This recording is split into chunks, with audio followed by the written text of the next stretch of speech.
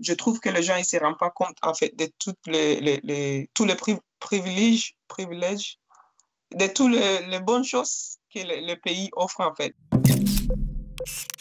Je m'appelle Casey, je suis colombienne et je suis étudiante à Rennes. Je fais master ETILA en langue étrangère. Je suis confinée à Rennes dans le cité universitaire, dans un petit 9 mètres carrés. Je suis chrétienne et je commence par une prière. Après, j'écoute de la musique gospel, c'est ce qu'on connaît comme la louange. Et je, je prends mon petit déj. Après, je suis en train de faire un cours de théologie du Nouveau Testament. Donc, je fais mon cours le matin. Après, je fais un peu d'exercice. Et je prépare à manger, je mange. Dans l'après-midi, je bosse mon mémoire. Comme je suis en master 2, je travaille sur les syncrétismes religieux au Mexique. Donc, je bosse un peu mon mémoire, je fais la lecture. Et dans la fin d'après-midi, j'essaie de descendre. Enfin, à côté du cité universitaire, il y a un petit parc. Donc, j'essaie de lire dehors. En fait, pour moi, ça ne me pose pas autant de problèmes parce que je pense que si c'est 9 mètres carrés ou 35 mètres carrés ou 50, on est tous dans la même situation, on est tous confinés. Donc, pour moi, le plus important, c'est l'état de mon esprit et mes pensées. Et voilà, c'est ce que je fais en fait. On est plutôt à peu près 300 étudiants dans le même bâtiment. Donc, on se croisait tout le temps. On se croise tout le temps parce qu'on a l'habitude de manger souvent à la même heure, surtout pour le dîner. Et, mais depuis le confinement, sur mon étage, on est 4. Donc, je croise presque personne. Dans le un mois que je suis ici, enfin, dans le mois qu'on est confiné, j'ai croisé 3 fois. Et on n'est que des étrangers, en fait. On est que des étrangers qui sont restés.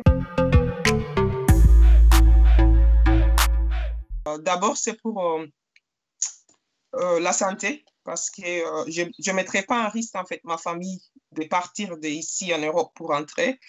Et je ne crois pas que je serai bien accueillie. Et voilà, donc pour ne pas mettre ma famille en risque. Et aussi pour ma vie professionnelle, je dirais. Même quand ma famille me manque, c'est vrai que dans des situations comme ça, on commence à réfléchir sur des choses les plus importantes dans la vie parce qu'on se rend compte, on est tous confinés, on se rend compte en fait que toutes les longues études qu'on a fait, je sais pas, enfin, les maisons qu'on achète, les apparts, les voitures et tout, ça sert à rien en fait dans ces moments. Donc, on se rend compte que les choses les plus importantes dans ces moments, c'est la famille, les relations on a eues, des amis, et voilà. Donc, je sais que ma famille me manque, mais voilà, c'est mon choix en fait de rester et de finir mes études avec le Crous. Et pour chaque bâtiment, il a un référent.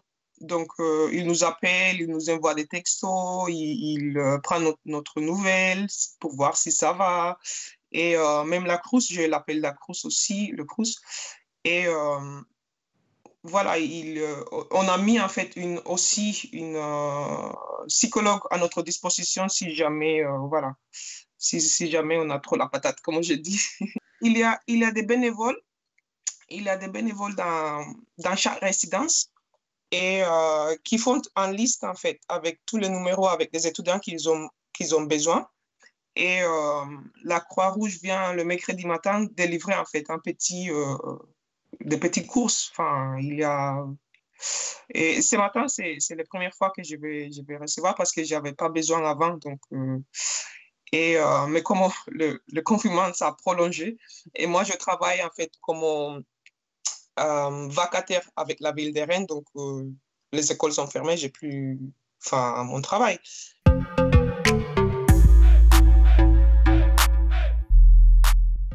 Le pays, en fait, offre beaucoup et on a beaucoup d'aides qu'on ne trouve pas en Colombie, qu'on ne trouve pas en Afrique. Et même avec toutes ces aides, on n'arrive pas, certains n'arrivent pas à être contents et je vais dire entre guillemets, et râler ou se plaindre en fait. Mais je trouve que les gens ne se rendent pas compte en fait de toutes tous les privilèges, de toutes les bonnes choses que le pays offre en fait. Donc ça, c'est une chose que je pense souvent et que je réfléchis beaucoup sur ça. Et même parce qu'on a des aides pour les études, pour la santé, pour une très bonne santé, pour plein de choses en fait qu'on n'a pas dans d'autres pays, mais les gens ne se rendent pas compte. Une phrase que je retiens beaucoup du système français, c'est qu'il faut gagner du temps. Depuis que je suis venue ici en France, il faut toujours gagner du temps. Donc là, dans ces moments, je me pose la question, gagner du temps, pourquoi en fait? Et là, on se rend compte que même les familles, ils passent beaucoup de temps avec les enfants et c'est des choses ils ont pas fait avant. Donc, il va y avoir des réactions sur ça et, on se pose la question, gagner du temps, vraiment pourquoi et comment on profite le temps et qu'est-ce qu'on fait vraiment avec le temps. Mais on va avoir un regard différent et plus de compassion vers les autres, plus de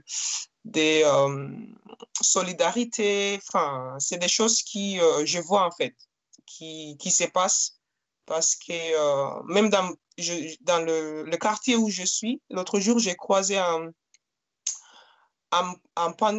message en fait, il avait des jeunes étudiants qui proposaient faire des courses pour des personnes âgées. Donc voilà, il a beaucoup de choses qui sont en train déjà d'échanger au niveau d'esprit et des mentalités.